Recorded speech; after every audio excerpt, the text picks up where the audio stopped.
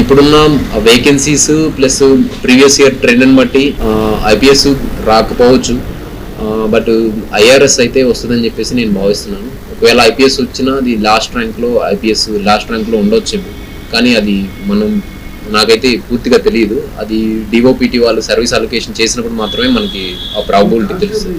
Yes, constable చేశాను. నేను యాక్చువల్గా ఫస్ట్ ప్రిఫరెన్స్ ఐపీఎస్ఏ పెడదామనేటువంటి ఆసక్తి ఉండింది నాకు. ఇంకొక విషయం ఏంటంటే, నేను పోలీస్ కానిస్టేబుల్ చేసేటప్పుడు డిపార్ట్మెంట్లో నన్ను ఒక ఇన్స్పెక్టర్ గారు, సర్కిల్ ఇన్స్పెక్టర్ గారు చాలా ఇన్సల్ట్గా మాట్లాడారు.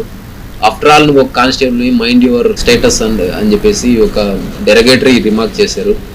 అదేవిధంగా 60 మంది పోలీస్ కానిస్టేబుల్స్ ముందు నన్ను చాలా ఇన్సల్ట్ చేస్తూ నా ఒక్కడికి ఎక్స్ట్రా డ్రిల్ని పనిష్మెంట్గా ఇవ్వడం జరిగింది. సోలోలీ ఇది పర్సనల్ ఇంటెన్షన్ పెట్టుకొని నన్ను ఆ విధంగా చేయటం అనేటువంటిది నన్ను చాలా బాధించింది.